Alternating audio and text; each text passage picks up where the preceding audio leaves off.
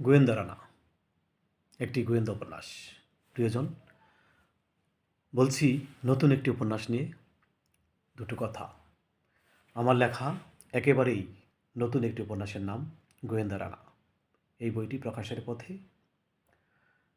বেশ সময় লেগেছে এই বইটি লিখতে, বলা যায় দীর্ঘ কয়েকটি মাস, 7 থেকে 8 মাস সময় লেগেছে গোয়েন্দা রানা এই বইটি লিখতে।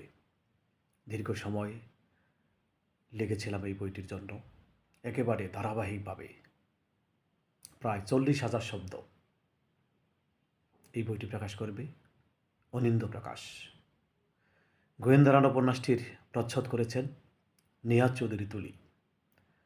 অসাধারণ, দুর্দান্ত একটি প্রচ্ছদ হয়েছে। আমাকে ছুঁয়ে গেছে আসলে এই প্রচ্ছদটি। নিহাদ চৌধুরী তুলি আমার বেশ কয়েকটি উপন্যাসের প্রচ্ছদ করেছেন। সবগুলো প্রচ্ছদ আমাকে ছুঁয়ে গেছে, মনে দাগ কেটে গেছে। তেমনি করে গোয়েন্দা রানা যে বইটি নতুন প্রকাশের পথে, এই উপন্যাসের প্রচ্ছদটিও আমাকে মুগ্ধ করেছে। আমার বিশ্বাস পাঠকদের মুগ্ধ করবে, ভালো লাগবে। গোয়েন্দা উপন্যাসের পাতায় পাতায় মূলত গোয়েন্দা যেমন আছে, তেমনিভাবে অ্যাডভেঞ্চার এবং রহস্য, এই তিনের সমন্বয়।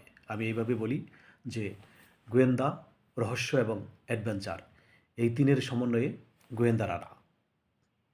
যারা গোয়েন্দা উপন্যাস পড়তে চান, বিশেষ করে আমি এই বইটি মূলত লিখেছি আসলে যারা কিশোর কিশোরী, যারা স্কুলে পড়ে এবং কলেজে পড়ে তাদের জন্য, এবং বড়রাও এই বইটি পড়তে পারে নিঃসন্দেহে।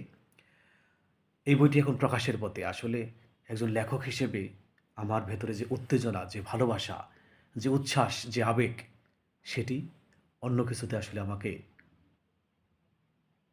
কাবু করতে পারবে না, বা আমাকে অন্য কিছু দিয়ে সেটি হবে না, বা অন্য কিছু দিয়ে আমাকে ততটা মুগ্ধ করা যাবে না। একটি নতুন বই কিংবা নতুন লেখায় আমি যতটা স্বাচ্ছন্দ্য বোধ করি, যতটা মুগ্ধ হই, যতটা ভালোবাসা এখানে কাজ করে।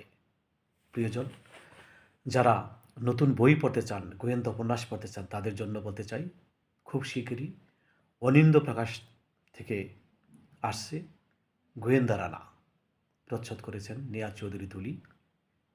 এটি শুধু বাংলা বাজারের অনিন্দ্য প্রকাশ নয়, বাংলাদেশের যে কোনো জায়গা থেকে এই বইটি কেনা যাবে, বিশেষ করে রকমারিতে অর্ডার করলে। এছাড়া অন্যান্য অনলাইন প্ল্যাটফর্ম থেকে বইটি পাওয়া যাবে। তো সবাই ভালোবাসায় রাখবেন, দোয়ায় রাখবেন। শুভেচ্ছা সবার জন্য ভালোবাসা।